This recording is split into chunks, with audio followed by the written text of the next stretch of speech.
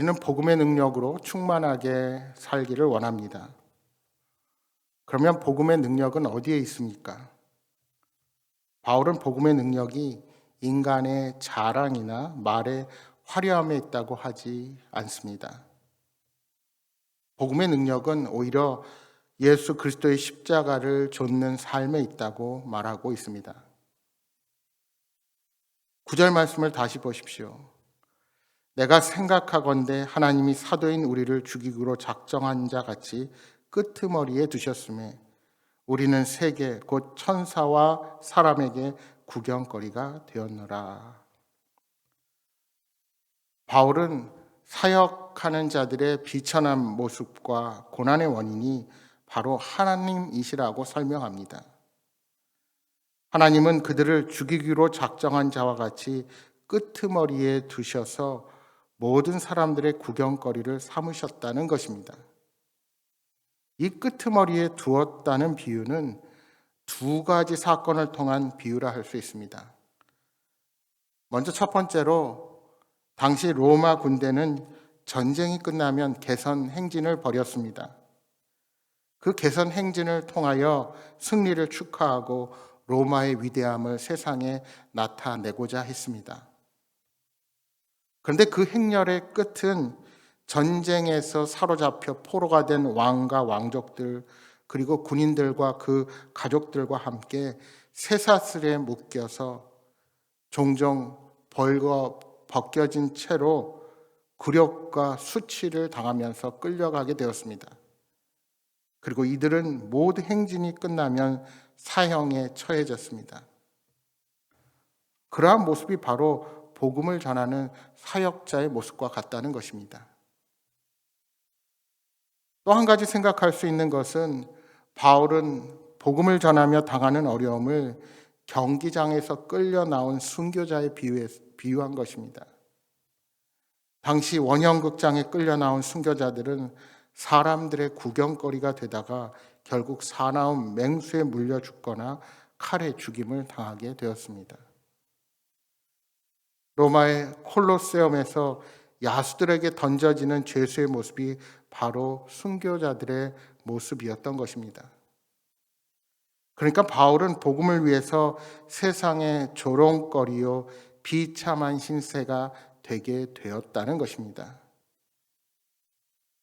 여러분, 진정으로 그리스도 예수님을 위한 삶을 살다 보면 때로는 세상에서 바보 취급을 당하고 어리석다는 이야기를 들을 때도 있을 것입니다.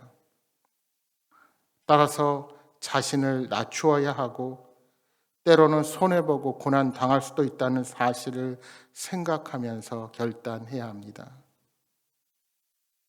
하지만 고린도 교회 성도들은 그리스도의 십자가는 어디 가고 인간의 지혜와 자신들의 총명을 자랑하게 되었습니다. 사도들은 자신들을 낮추었으나 고린도 교회 성도들은 스스로를 높이게 된 것입니다. 얼마나 어리석은 행동입니까? 11절 말씀을 다시 보십시오. 바로 이 시각까지 우리가 줄이고 목마르며 헐벗고 매맞으며 정처가 없고, 사도들은 복음을 위해 목마르고 줄이며 짐승 같은 대우를 받았습니다. 그러나 바울은 복음을 위해 고난당하고 스스로 낮아진 사실에 대해서 자랑합니다. 여러분, 그리스도의 복음은 인간적인 영광을 구하지 않습니다. 따라서 복음의 사역자들은 오늘 우리가 하는 모든 것의 영광을 하나님이 받으시도록 늘 우리 자신을 돌아볼 수 있어야 하는 것입니다. 바울은 그리스도의 복음에 누를 끼치지 않기 위해 스스로 일했던 사역자였습니다. 그는 복음을 위해 안락한 꿈도 꾸지 않았습니다. 자신을 저주하는 사람도 복음을 위해 도리어 축복했습니다. 비방을 당해 괴로울 때에도 그리스도를 위해 그들을 친절히 대했습니다. 어떻게 세상에서 가장 비천하고 하찮은 존재로 취급받을 때도 기쁘게 여길 수가 있겠습니까? 그의 삶의 유일한 목적이 오직 그리스도의 복음이었기에 가능했던 일입니다. 14절입니다. 내가 너희를 부끄럽게 하려고 이것을 쓰는 것이 아니라 오직 너희를 내 사랑하는 자녀같이 권하려 하는 것이라. 바울이 편지를 쓴 목적은 고린도 교회 성도들의 잘못을 지적해서 그들을 정죄하려고 한 것이 아니었습니다. 오히려 그들의 잘못을 깨닫게 하고 바로 잡아주려는 데 있었던 것입니다.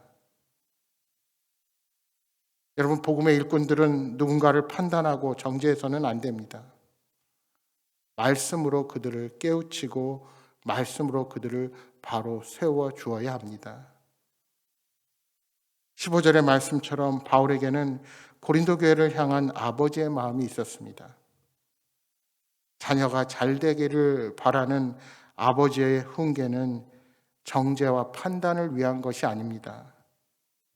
그것은 자녀를 바르게 하고 옳은 길로 인도하려는 것입니다. 따라서 우리들의 훈계도 사랑에서 나온 것이어야 합니다. 16절의 말씀입니다. 그러므로 내가 너희에게 권하노니 너희는 나를 본받는 자가 되라. 바울은 고린도 교회 성도들에게 자신을 본받으라고 촉구합니다. 이것은 매우 어려운 요구입니다. 그리고 이 말은 자신을 추종하는 당파가 되라는 말이 결코 아닙니다. 오로지 복음만을 따라 산 그의 자치를 본받으라는 것입니다. 빌립보서 3장 7절 8절에 바울이 고백합니다. 그러나 무엇이든지 내게 유익하던 것을 내가 그리스도를 위하여 다 해로 여길 뿐더러 또한 모든 것을 해로 여김은 내 주 그리스도 예수를 아는 지식이 가장 고상하기 때문이라. 내가 그를 위하여 모든 것을 잃어버리고 배설물로 여김은 그리스도를 얻고. 바울은 그의 생애를 통해서 온전히 예수 그리스도만을 좇았습니다. 예수 그리스도를 영접한 순간 그는 그렇게 중요하게 여기던 자신의 지식과 철학 그리고 율법적인 삶에서 벗어나 온전히 주님만을 따른 삶을 살게 된 것입니다. 그렇게 소중히 여기던 세상의 모든 것이 이제는 배설물로 여겨졌습니다. 그는 핍박하는 자에게서 이제는 복음을 위해 감옥을 가고 매를 맞고 순환당하는 인생으로 바뀌게 되었습니다. 그래서 그는 내 몸에 예수의 흔적을 지니고 있노라 말할 수 있는 자가 된 것입니다. 그러니까 바울이 나를 본받는 자가 되라는 것은 그의 지식과 그의 능력을 본받으라는 것이 결코 아닙니다. 예수 그리스도를 온전히 좇으라는 것입니다. 그가 디모데를 고린도 교회에 보낸 목적이 무엇입니까? 17절에 그가 너희로 하여금 그리스도 예수 안에서 나의 행사 곧 내가 각처 각 교회에서 가르치는 것을 생각나게 하리라 하고 말씀합니다. 그러니까 그 또한 고린도 교회 성도들이 바울을 본받게 하기 위해 복음으로 낳은 사랑하는 아들 디모데를 그들에게 보내는 것입니다. 디모데의 방문으로 그들이 바울의 가르침을 다시 생각하게 될 것을 말씀하는 겁니다. 그는 이제 오늘 본문 마지막 부분에 믿음과 삶의 일치에 대해서 말씀합니다.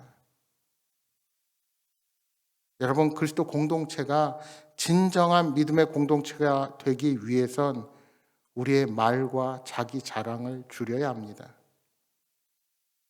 교회는 주님의 말씀이 있어야 하고 자기 자랑의 말이 아닌 믿음의 고백들이 넘쳐나야 합니다.